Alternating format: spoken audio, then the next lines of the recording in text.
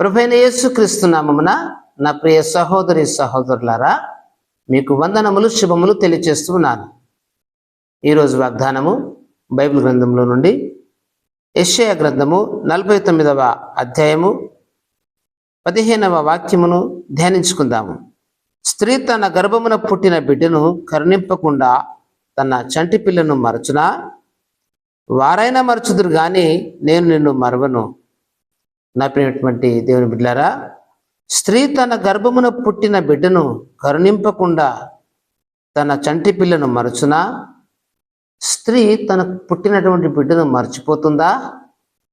సరే, ఒకవేళ మర్చిపోతే ఆమె అయినా మర్చిపోవచ్చు, కానీ నేను నిన్ను మరవను అంటున్నాడు. అంటే తల్లి మరచిన దేవుడు మరవని వాడు.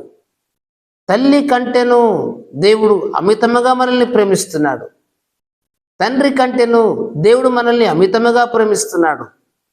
దేవుని యొక్క ప్రేమ విస్తారమైనటువంటి ప్రేమ.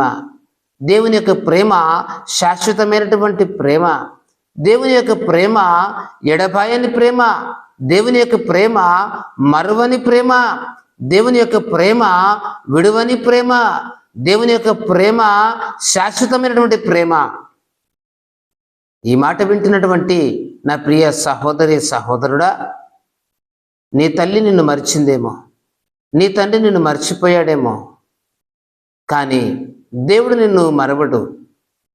నేను ఒంటరి వాడను, నేను ఒంటరి దానను, నాకెవ్వరూ లేరు అని నువ్వు బాధపడుతూ ఉన్నావు కదా. నాకంటూ ఎవరు లేరు, నేను అనాథగా మిగిలిపోయాను, నేను పరదేశిగా ఉన్నాను, నేను దిక్కులేని వాడనుగా ఉన్నాను, నేను దిక్కులేని దాననుగా ఉన్నాను, అయ్యో నా పరిస్థితి ఏమైంది, నాకున్నవారు నా వారు నాకు లేకపోయిరే అని అనునిత్యం బాధపడుతూ ఉన్నావు. ప్రభువు నిన్ను చూస్తున్నాడు. యేసయ్య నిన్ను చూస్తూ ఉన్నాడు. యేసయ్య నీతో మాట్లాడుతూ ఉన్నాడు. యేసయ్య నిన్ను దర్శిస్తూ ఉన్నాడు. నా కుమారుడా, నా కుమార్తె, నువ్వు భయపడవద్దు, నేనున్నాను. తల్లి అయినా మరచును, తండ్రి అయినా మరచును, కానీ నేను నిన్ను మరవను అంటున్నాడు. మరవను అంటున్నాడు. మరవను అంటున్నాడు. నువ్వెక్కడున్నా, ఏ స్థలంలో ఉన్నా, ఏ చోట ఉన్నా, ఏ ప్రాంతంలో ఉన్నా, నీవు ఒంటరిగా లేవు. దేవుని యందు నిరీక్షణ కలిగి ఉండు, విశ్వాసాన్ని కలిగి ఉండు. దేవుడు నీతో ఉన్నాడని. దేవుడు నీకు ధైర్యమునిస్తాడు. దేవుడు నీకు ఆదరణ ఇవ్వబోతున్నాడు. దేవుడు నీకు నెమ్మదిని కలిగించబోతున్నాడు. యేసయ్య నీకు శాంతిని కలిగించబోతున్నాడు. యేసయ్య నీకు సమాధానాన్ని కలిగించబోతున్నాడు. యేసయ్య నీకు తోడుగా ఉన్నాడు. ఆయన నీ చెయ్యి పట్టుకొని ఉన్నాడు. ఆయన నిన్ను నడిపించుటకు సిద్ధముగా ఉన్నాడు. నీకు ఆలోచన చెప్పడానికి సిద్ధముగా ఉన్నాడు. నీకు తోడుగా ఉన్నటువంటి వాడు. ఆయన మరవని వాడు, ఆయన విడువని వాడు, ఆయన ఎడబాయని వాడు. ఆయన నీ ప్రక్కనే ఉన్నాడు. నీవు అనుకుంటున్నావు నేను ఒంటరి దానని అని. నీవు అనుకుంటూ ఉన్నావు నేను ఒంటరి వాడును అని. అమ్మా, అయ్యా, తల్లి, నీ కుమారులు నిన్ను విడిచిపెట్టిపోయి ఉండొచ్చు. నీ కోడలు నిన్ను విడిచిపెట్టి వెళ్ళిపోయి ఉండవచ్చు. నేను ఒంటరి దాన్ని నువ్వు బాధపడుతూ ఉన్నావు. అవును, మనుషుల ప్రేమ శాశ్వతమైనది కాదు. మనుషుల ప్రేమ కొంతకాలమే ప్రేమ. మనుషుల ప్రేమ స్వార్థపూరితమైన ప్రేమ. కొంతకాలం నిన్ను ప్రేమిస్తారు, తర్వాత వదిలి వెళ్తూ ఉంటారు. వారి స్వార్థం కోసం నిన్ను ప్రేమిస్తూ ఉంటారు. ఈ మాట వింటున్న సహోదరుడా, సహోదరి, దేవుని ప్రేమ స్వార్థము లేని ప్రేమ. దేవుని ప్రేమ కపటము లేని ప్రేమ. దేవుని ప్రేమ ఎడబాయని ప్రేమ. దేవుని ప్రేమ చీకటి, పాపము, మోసము, గర్వము, అహంకారం లేనటువంటి ప్రేమ. దేవుని ప్రేమ యథార్థమైనటువంటి ప్రేమ. ఆ ప్రేమను నీవు గుర్తిస్తున్నావా? ఆ యేసయ్యను నీవు గుర్తిస్తున్నావా? ఆ యేసయ్య త్యాగాన్ని నీవు గుర్తిస్తున్నావా? నీవు మనుషుల ప్రేమలో పడి మోసపోయావు. వీడు నా కుమారుడు, ఈమె నా కుమార్తె, వీళ్ళు నా వాళ్ళు అని భ్రమపడ్డావు. ఇదిగో నా భార్య, ఇదిగో నా భర్తను సంబరపడిపోయావు. ఇదిగో నా బిడ్డలని మోసపోయావు.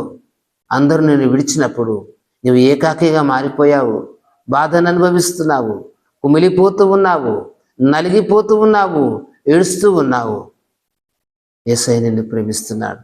యేసుక్రీస్తునందు నిరీక్షణ కలిగి ఉండు. యేసుక్రీస్తునందు విశ్వాసాన్ని కలిగి ఉండు.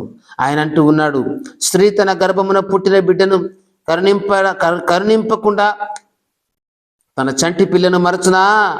వారైనా మరుచుదురు కానీ నేను నిన్ను మరవను. ఆయన మరవను అంటున్నాడు, ఎడబాయను అంటున్నాడు, విడువనంటున్నాడు. దేవుని మీద విశ్వాసం ఉంచు. నీతో ఉండువాడు ఆయనే. మనుషులు నీతో ఎల్లప్పుడూ ఉండరు. దేవుడు నీతో జీవిత కాలం అంతా ఉంటాడు.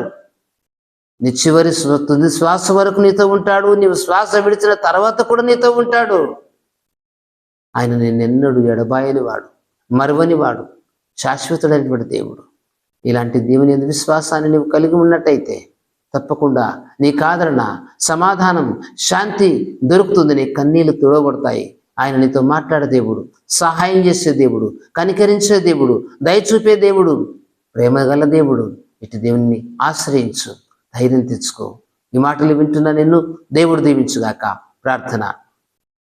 ప్రేమ స్వరూపి అయిన తండ్రి, కనికర స్వరూపి అయిన దేవానికి వందనములు, స్తోత్రములు ప్రభువా. ఇదిగో చూడుము, నేనెంతగానో నేను ప్రేమిస్తూ ఉన్నానంటున్నావు. తల్లేనా మరచునా? కరుణింపకుండా మరచునా? చంటి బిడ్డను మరచునా?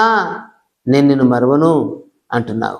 తన తల్లి మరచినా కానీ నేను నిన్ను మరవను అంటున్నావు. దేవా, నీవెంత గొప్ప దేవుడవయ్యా.